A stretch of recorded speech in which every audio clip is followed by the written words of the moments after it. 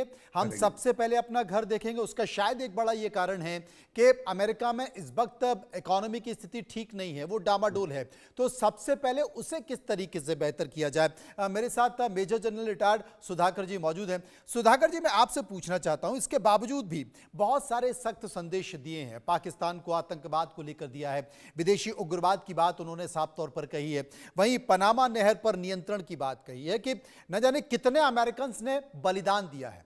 बनाई हमने और कब्जे में चीन के, ये तो नहीं चलेगा, ये साफ संकेत है। हिमांशु जी जिसका जिक्र कर रहे थे कि साहब टिकटॉक से कह दिया कि भैया 50% माल इधर आने दो, है ना, अब नहीं चलेगा ये सब। तो क्या बांग्लादेश को बुलाया नहीं, पाकिस्तान को बुलाया नहीं, पाकिस्तान को लेकर, बांग्लादेश को लेकर, चीन को लेकर क्या संकेत, क्या देखते हैं। ये बात अलग है कि अभी चाइना पर टैरिफ नहीं लगाया, लोग उम्मीद कर रहे थे कि टैरिफ लग सकता है।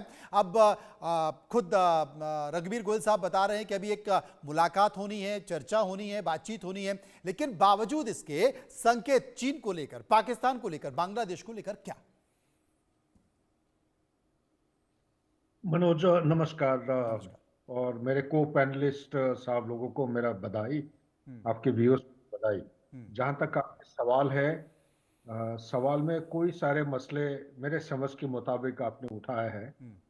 और इन सब की जवाब में तरतीबार सबसे पहले मेरे मन में आ रहा है कि ट्रंप अगर सेकेंड 2.0 में आए हैं पावर में और प्रेसिडेंट बने, 47 प्रेसिडेंट, एक मुद्दे के साथ आए हैं। वो मुद्दा क्या है? मेक अमेरिका ग्रेट अगेन, मागा। मेक अमेरिका ग्रेट अगेन मतलब क्या है? इसका मतलब ये है, क्या अमेरिका ग्रेट नहीं था? हम्म। आंसर यही है कि ग्रेट डिक्लाइनिंग पावर हो रहा था। तो उन्होंने आज पूरा साफ साफ कर दिया कि आज से अमेरिका डिक्लाइन बंद। हम्म। एक लाइन खींच दी उन्होंने, जितना होना था हो गया। आज से डिक्लाइनिंग सुपर पावर बंद हो गया। अभी हम सिर्फ चढ़ते जाएंगे, बढ़ते जाएंगे, प्रोग्रेस करते जाएंगे। इस चीज को मद्देनजर रखते हुए मेरा दूसरा पॉइंट जो मेरे मन में आ रहा है, आपके सवाल के जवाब मैं आऊंगा, बांग्लादेश चाइना अगर टाइम है आऊंगा हम्म। उस पर। हम्म। नंबर मुद्दा जो है उनके मन में, जो अभी खिल रहा है, वो है इकोनॉमी। आज के दिन में 36 ट्रिलियन डॉलर, 36, अमेरिका डेट में चल रहा है। बिल्कुल कर्ज डेट है उसके ऊपर। देखेंगे 123, कोई कोई जगह 125% डेट टू, जो कि बहुत हाई परसेंट। इसका मीनिंग क्या है? एक लेमैन, कॉमन आदमी जो आपका प्रोग्राम सुन रहा है उसको समझ में नहीं आएगा। उसका मीनिंग यह है कि अमेरिका को हर साल, एवरी ईयर, 1 ट्रिलियन डॉलर सिर्फ डेट सर्विसिंग में चाहिए। तो इसका मीनिंग क्या है? फर्दर सिंप्लीफाई करता हूं। अगर उनका खर्चा है 6 ट्रिलियन डॉलर एक साल में, इनकम आ रहा है 4.2 ट्रिलियन, कमी है करीब करीब 2 ट्रिलियन की कमी हो रहा है। कहां से मेकअप करेंगे? कॉस्ट ऑफ लिविंग बढ़ते जा रहा है, इन्फ्लेशन 2.9% है। और ये जो चीज है, ऊपर से चाइना चारों तरफ घेर डाला है, पनामा, कनाडा, मेक्सिको। यही है इनके जो डेमोक्रेट और रिपब्लिक के बीच में जो मारामारी चलते रहता है, डीप स्टेट का जो प्रभाव है। इसके वजह से चाइना की जो गुड्स है, एक समय था, आज भी है, मैं खुद, मेरे बच्चे उधर रह रहे हैं, हम्म। हर घर में 10 में से 10, क्या मैं तो 10 से ज्यादा आइटम है मेड इन चाइना। तो ये जो इकोनॉमी को मजबूत करने के लिए ये एक उनका सेंट्रल पॉइंट है। आप देखिए, चाइना के खिलाफ उन्होंने कुछ अनाउंस नहीं किया है। वो एक मौका दे रहे हैं कि बातचीत के जरिए से कुछ अगर समझौता हो सकता है, करेंगे। क्योंकि मैं गया हूं, खुद ग्राउंड में देखा हूं, लोगों का इतना बुरा हालत है। एक ड्रग का नाम है फेंटेनाइल। फेंटेनाइल ड्रग के वजह से 2022 या 23 को, अगर मेरा, if I respect my memory, 1,11,000 लोगों का मौत हुई है अमेरिका में। और करीब करीब 1.5 लाख से ज्यादा लोग हैं उसके डिटॉक्सिफिकेशन कैंप्स में है। इसी तरह वो प्राइमरी टर्शियरी ये इफेक्टेड है। इसी तरह उनका जो, आज देखिए चाइना का जो एक्सपोर्ट आ रहा है, कितना आ रहा है? एक्सपोर्ट आ रहा है अमेरिका के अंदर, एक ह्यूज एक्सपोर्ट मार्केट है, 580 billion per year, per annum. और उनका एफडीआई जो है चाइना, मतलब यूएस का एफडीआई चाइना के अंदर इन्वेस्ट आज के दिन में 124 बिलियन डॉलर है। और हम जो बात करते रहते हैं, बहुत लूजली बोलते हैं, D risking, D coupling, diversification, ये बोलने में आसान है। अगर पेन स्टेट है, यूएस का एक पेन स्टेट यूनिवर्सिटी है, वहां पे एक प्रोफेसर उसका रिसर्च किया है, उनका डॉक्यूमेंट अगर पढ़ेंगे, बहुत बढ़िया तरीके से बताया है। डीकपलिंग किसी भी हालत में अमेरिका कर ही नहीं सकता। क्यों?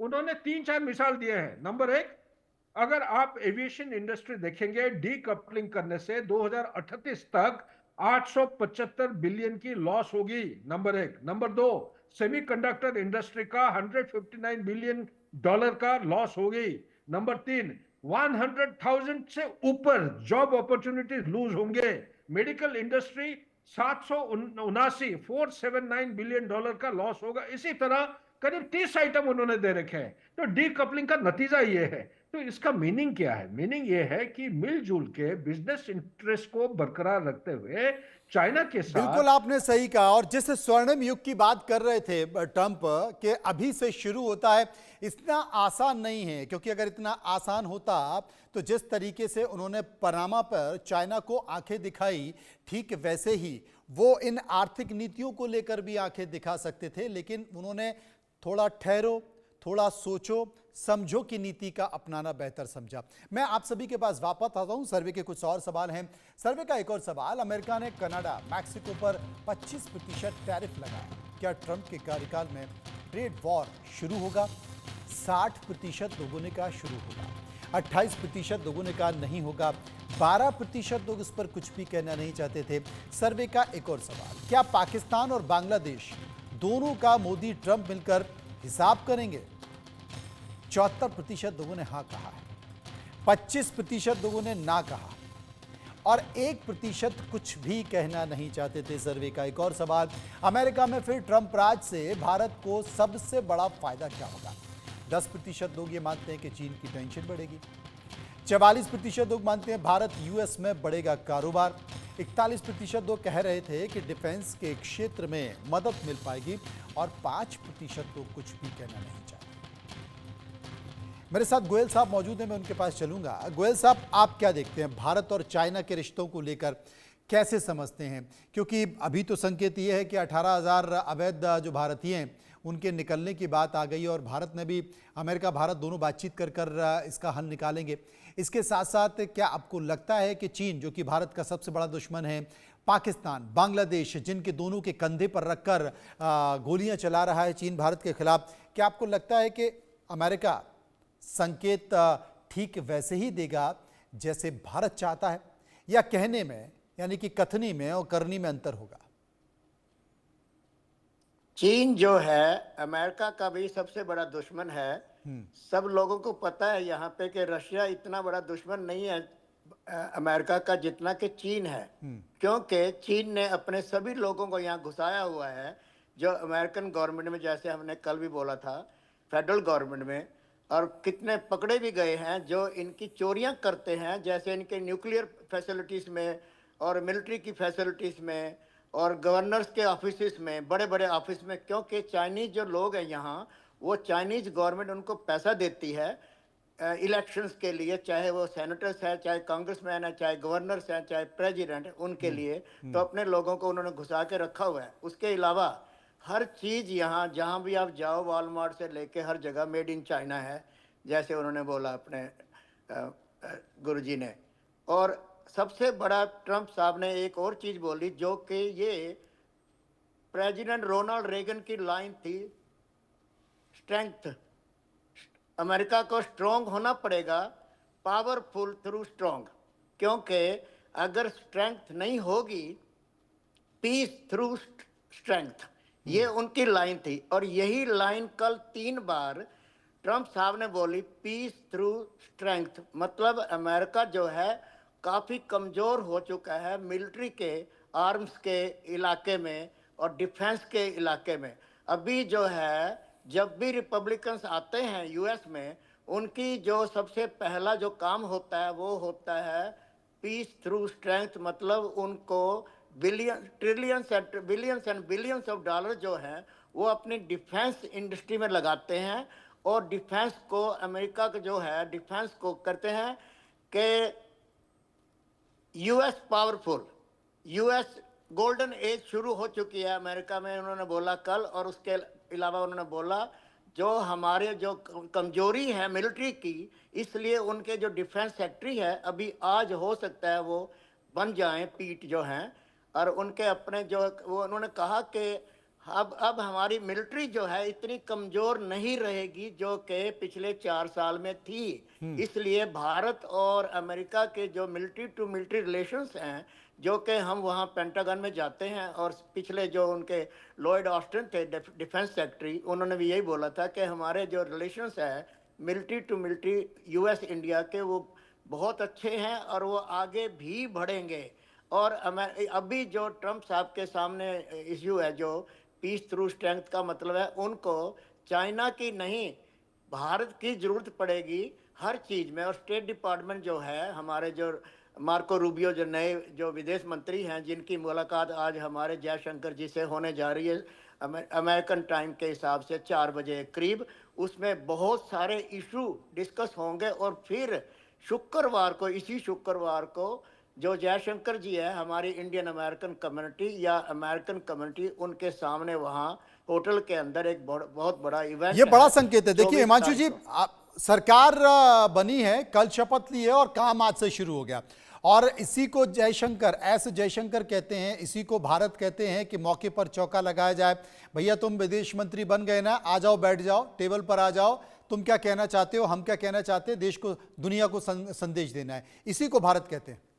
नहीं नहीं, इसी को भारत कहते हैं। बहुत सीधी सी बात है, मैंने कल भी बताया था, आज फिर से बता रहा हूं। इनफॉर्मली एक क्वाड के विदेश मंत्रियों की बैठक हो रही है। लोग कोई फॉर्मली नहीं कहेगा, मगर ऑस्ट्रेलियन, जापानीज, भारतीय और अमेरिकन, ये, और वहां पर एजेंडा तय होगा कि डोनाल्ड ट्रंप कब क्वाड की जो अगुवाई भारत करने वाला है, भारत में होने वाला है क्वाड का समिट, उसमें आएंगे। और वहीं पर एक्चुअली आप देखें तो पूरा ताना बाना यही गूंथा हुआ है। अभी देखिए, आपने देखा पहले दिन चाइना के ऊपर टैरिफ्स नहीं आई।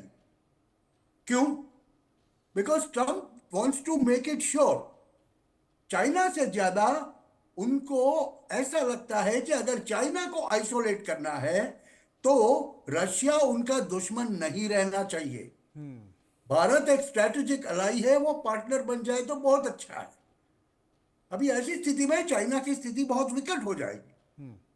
और when you have a secretary of state जिनको चाइना ने बैन किया हो ऑफिशियली, मार्को रूबियो को चाइना ने ऑफिशियली बैन किया है, अगर वो सेक्रेटरी ऑफ स्टेट है आपका और वो खुले में बोलते हैं Chinese are cheats, liars and thieves, अभी यहां पर बहुत बड़े इंडिकेशंस मिल जाते हैं हमें।